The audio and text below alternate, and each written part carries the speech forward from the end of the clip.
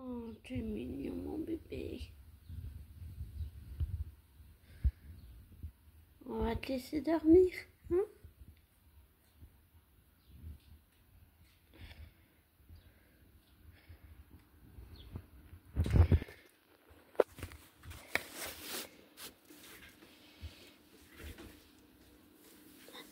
Salut.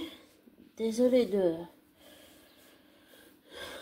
pas être présent ces temps-ci, mais avec cette chaleur, je fais peut-être moins d'audio. Et comme mon petit bout d'or, je profite pour faire cet audio. En plus, j'ai laissé la fenêtre ouverte, il y a du vent frais. Profitons un petit peu.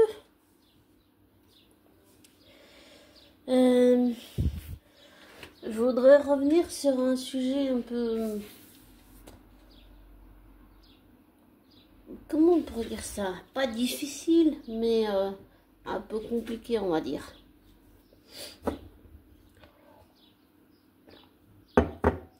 C'était que de l'eau. Et désolé si je me bouche, j'ai le rhume des fois, voilà. Désolé pour cet désagrément durant l'audio. Et si je renifle du nez aussi. Enfin, pour dire tout ça que en fait, j'avais donné un peu mon ressenti sur les personnages fictifs d'amour, gloire et beauté. Et je conçois que oui, c'est pas agréable d'être pris pour des cons et des connes, des imbéciles et imbéciles, mais que aussi il faut savoir reconnaître ce que Belle apporte. Et là, je parle du fils, pas du père. Le père est décédé, mais je pense que il fait passer des messages, par exemple sur le fait de conduire avec son attel, que ça peut être dangereux, sur l'addiction, par exemple, comme ils ont fait dans Les Feux de l'amour, là, quand Chelsea a voulu sauter du toit et se suicider. Là, c'est un peu la même chose, sauf que c'est l'addiction de Steffi avec les opiacés en 2020. Et puis,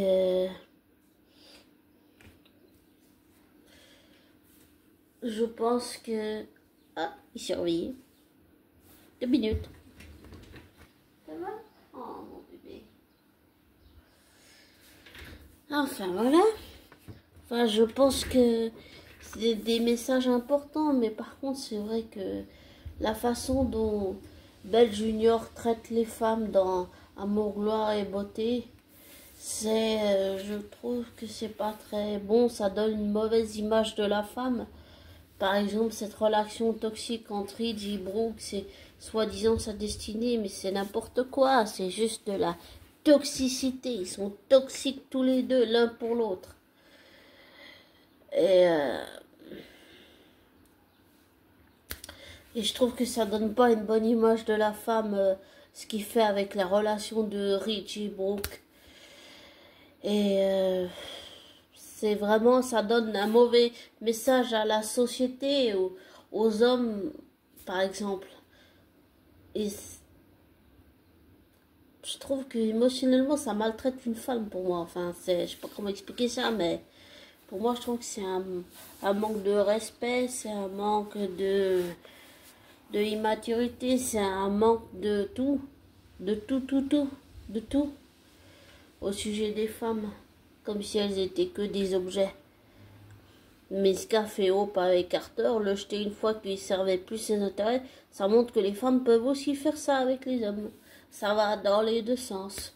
Mais ça donne dans les deux sens une mauvaise image de l'homme et une mauvaise image de la femme. Donc, oui, ça par contre, c'est quelque chose que je tolère moins de la part de Belle Junior. Au niveau du message que ça peut donner à un homme, un message que ça peut donner à une femme ou un homme, je trouve que c'est pas acceptable. C'est comme si la femme n'était qu'un objet sexuel, qu'un homme peut balloter comme ça. Et la même chose pour les hommes. qu'un homme n'est qu'un objet sexuel qu'on peut balloter, choisir, jeter, puis voilà. Et je trouve pas que c'est bon. Je trouve pas du tout. Et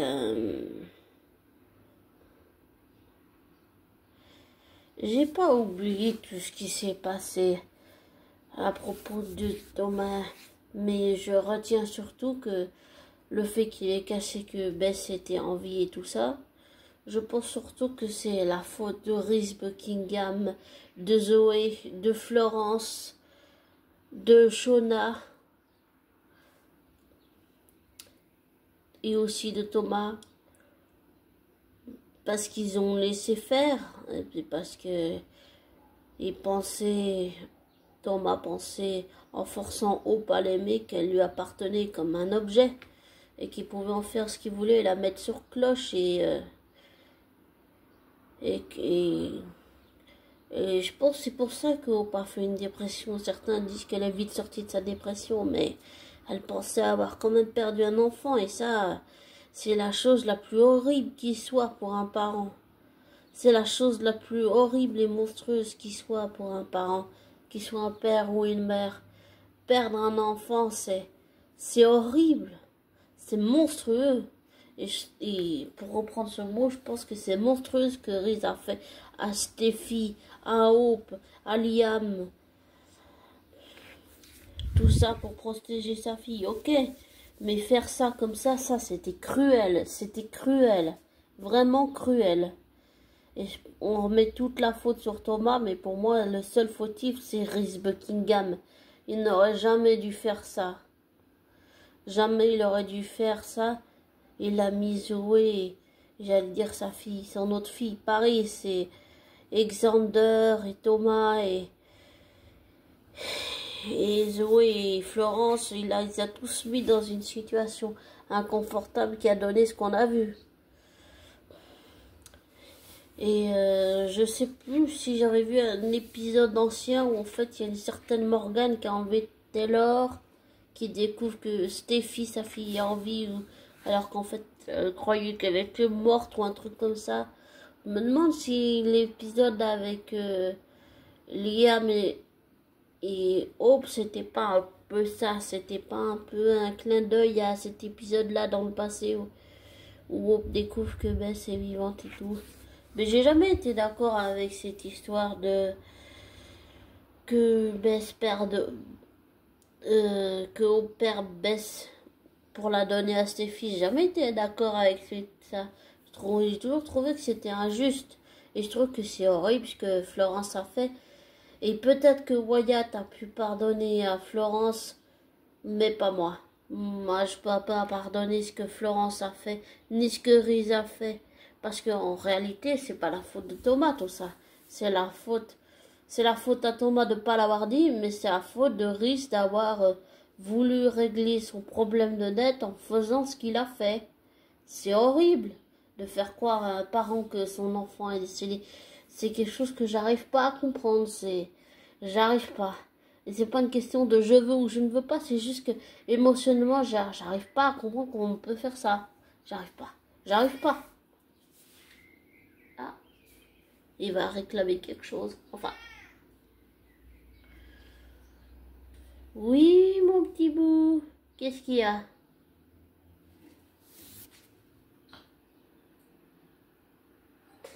Il a baillé. Tu veux ton repas? Oh. Il veut sûrement son repas. Je vais lui donner, mais il peut encore entendre un petit peu. Hein? Enfin, voilà. Mais ouais, je n'arrive pas à comprendre ce que Reese a fait. Enfin, pour moi, c'est... Même s'il voulait protéger ses Paris et Zoé, ces deux filles, pour moi, j'arrive pas à comprendre. Oui, je vais te donner... attends 2 minutes. On n'est pas aux pièces, dis donc. Hein? Ah, il veut son repas. Il est pas content, là. Enfin. enfin, je trouve que quand même, il faut savoir reconnaître quand Belle Junior, le fils, fait des bons épisodes, même si on n'est pas tous contents qu'il soit dans l'écriture des épisodes. C'est son héritage, ça lui appartient, c'est son père qui lui a légué, même si on veut qu'il s'enlève de l'écriture. Désolé, mais c'est son héritage, c'est à lui. On peut pas faire grand-chose contre ça, en fait.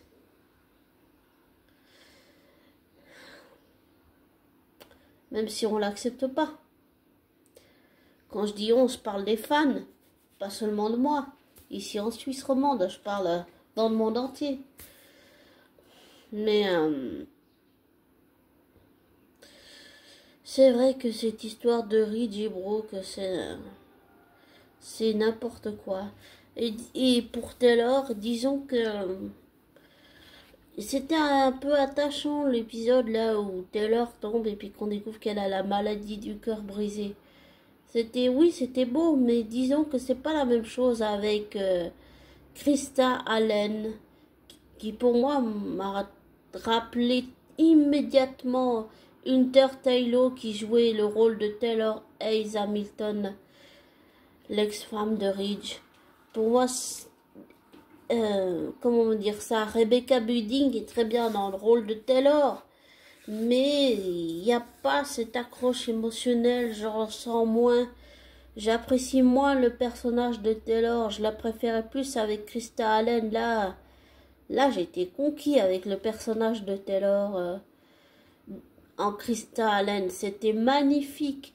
Et je comprends pas pourquoi, dès qu'on s'attache à un personnage comme Krista Allen dans le rôle de Taylor, pourquoi? Parce qu'on adore, nous en tant que fans, on adorait cette Taylor, pourquoi il l'a remplacée par Rebecca Budding, juste pour pas faire de l'ombre au personnage fictif de Brooke? Je trouve ça tellement ridicule. C'est ridicule.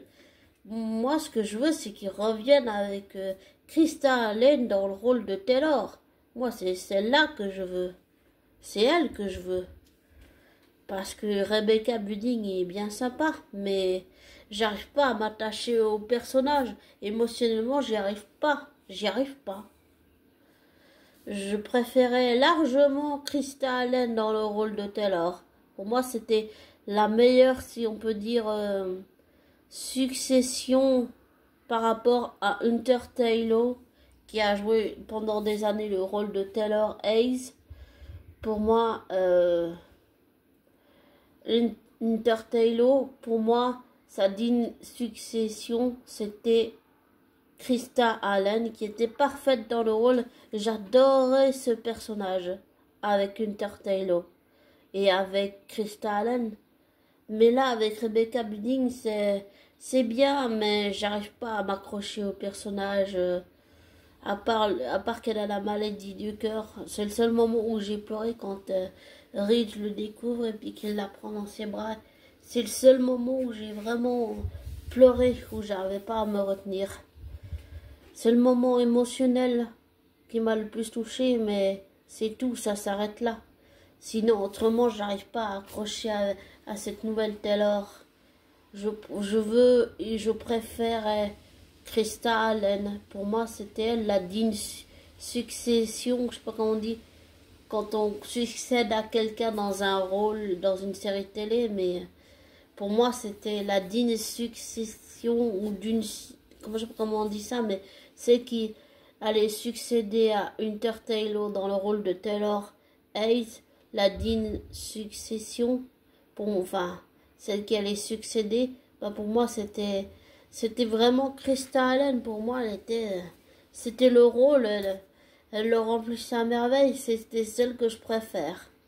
Ah, vraiment, j'ai adoré Hunter Taylor, mais j'ai adoré aussi Krista Allen, et les fans l'aimaient, et je comprends pas pourquoi Belle Junior l'a remplacée par Rebecca Budding. Elle est sympa, mais j'arrive pas à accrocher avec Rebecca Budding. Et comme j'ai dit, si c'est juste pour faire pas de l'ombre au personnage fictif de Brooke, c'est vraiment ridicule. C'est ridicule. Voilà. Et un jour, et je dis ça juste comme ça, un jour, si je crée une série, et que je devais reprendre, disons, pas la même version de Taylor, mais une Taylor, on va dire, une Taylor de mon propre univers, je reprendrai Krista Allen dans le rôle. Parce que pour moi, elle est parfaite. Et je la préfère largement à Rebecca Budig, qui est sympa, mais voilà, sans plus. Voilà ce que j'ai à dire pour finir. Désolée d'avoir fait trop long. Je vais te laisser. Prends soin de toi. Comme toujours, ne te laisse pas influencer par moi. Ne prends pas pour argent comptant ce que je te dis. Fais tes recherches, tes vérifications. Tire-en tes propres conclusions. Désabonne-toi de ma chaîne. Et je te souhaite, malgré cette chaleur de dingue, une belle journée, une belle soirée, une belle après-midi. Et je sais pas quand il t'écoutera cet audio, mais je te souhaite le meilleur.